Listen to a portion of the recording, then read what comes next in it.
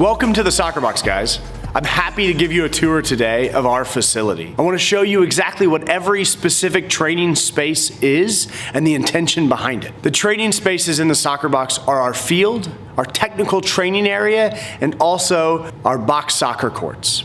Each space has specific uses, all centered around helping the kids to become better deceptive dribblers, creating space off of the dribble, as well as goal scorers, finishing or putting the ball in the back of the net. Every training space within the Soccer Box facility is designed intentionally. It's designed intentionally to give the kids the maximum number of repetitions, the opportunity to try and improve on new skills, and of course, we want to maximize the amount of fun that kids have so they stay engaged with the sport and can put in maximal effort all the time. Currently, I'm sitting here on our field. This field is 25 feet wide by 40 feet long. It is the perfect size to create a small environment that really can give the kids really maximum repetitions, both in skills, fakes and moves that they work on, but also in any rebounds or shooting that you're going to work on this field. We love to use this space to play 1v1s and put kids in tight, cramped quarters so that they have to work hard against their opponent, but they're always near a shot. As well, with the walls around all sides and the net above, it ensures that the ball stays in play. So the kids are going to get a ton of repetitions inside a short 2 or 3 minute round. As our kids get older and we start to introduce them into the team game, we'll use 2v2, and this space is really good for that also. We love the 2v2 from a perspective is it allows our players to work on combination play, whether that's wall passes or give and goes, or fake give and goes, or overlap runs. These combination plays are essential to a good attacking team to create and break down in the attacking third. You see, 2v2 really gives us that opportunity to really expand and expound on that whole concept while maximally giving kids opportunities related to repetitions. The last big function that we use the field space here is small-sided play. Small-sided play is essential to touches and gameplay and decision-making and experimenting, and we give kids that opportunity. This field is small and the walls are tight, but that's intentional. The best players in the world grew up in the concrete jungles of the streets of Marseille or in the favelas of Brazil. And in those spaces, creativity was important, but the space was tight and walls were everywhere. And so we've created that here in the Soccer Box facility to ensure our kids can replicate that in an environment that fits the American soccer culture.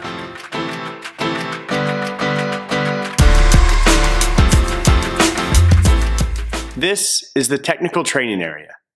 This space provides us a few different opportunities to push the kids and stretch the kids related specifically to the fakes and the moves that we teach. Whether it's the scissors or the Maradona or the L-turn or the Puskas, we can really help the kids improve both their technical perfection related to the skill and the technique of the skill, as well as their confidence and ability to perform that skill under pressure. You'll see the mirror right behind me. This mirror has really improved my ability to connect with my kids and help them to improve their technique, specifically ensuring that every little piece of that skill is taught and learned the right way. See, the mirror provides the kids with instant visual feedback. They can watch themselves perform the skill at the same time of watching me teach the skill with the proper technique so that they can examine whether their shoulders dipped a little bit too low, whether their knee is bent enough, whatever that might be as they perform that specific skill. We use this tight space and the lane functionality for it to really create a bats in the cave radar, if you will. When in a dark cave, bats who can't see have this almost magical sonar that enables them to move and traverse the really tight spaces with thousands of bats in it and not fly into each other. This space here, when we ask the kids to work on the skill and to go after it, whether it be the scissors or the L-turn or the Puskas, they're able to navigate through that space in a really initially difficult way, but quickly over time, the ability to kind of move without bumping into each other. And that tight space and that tight real estate makes them have to be extra vigilant on keeping that ball close. And we found that to be really helpful to improve their ability to perform the skill intuitively without thinking about it, but also to improve their technique for the skill. This is one of our box soccer courts. These are really the crown jewel of our TSB facility. These box soccer courts give our players the opportunity to get thousands of repetitions inside an hour. And that's not hyperbole.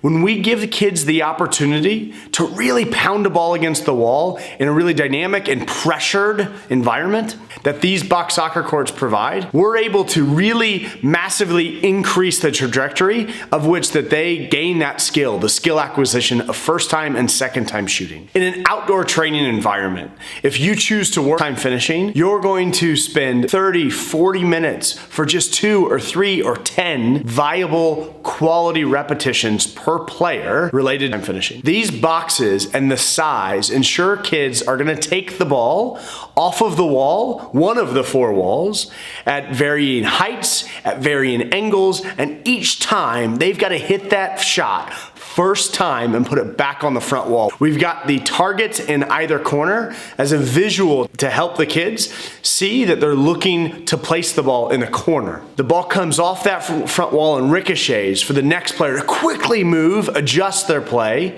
and then put their foot to the ball with their toe down and their ankle locked and back on that front wall. These repetitions and this style of play encourages the kid or helps the kids develop the ability in the box when the game's on the line off of a corner kick or a cross or a deflection to be able to quickly pounce on it like a fox in the box and bury it in the back of the net. Box soccer and the repetitions our kids are getting inside these boxes has really increased their ability to finish and put the ball in the back of the net. As well, you'll see this box, small box right here. We have a small box at either end of the box soccer court because we love to use this box soccer court not just for shooting, but also a really tight space and force kids to play 1v1, having to use skill to create a bit of space. There's not much space, but just a bit of space to squeeze the ball past the defender and put it in the net. The kids enjoy that variance, and it really enables us to use these box soccer courts not just for shooting, but also for skill training and intuitive skill training, so the kids can use the skill under increasing pressure. The box being small ensures they get a lot of touches and the ball never escapes, and every second is a second that they're using to improve their ability. Super efficient.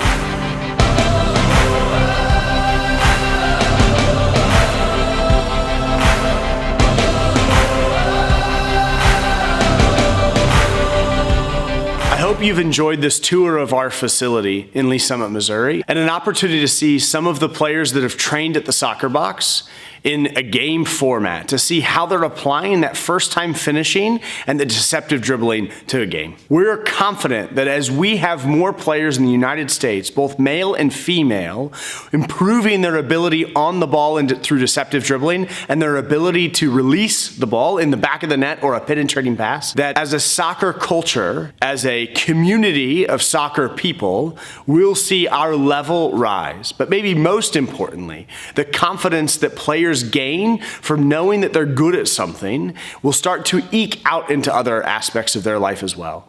And these players that train at the Soccer Box won't just be phenomenal soccer players, but they'll also be great people having a positive impact on their community.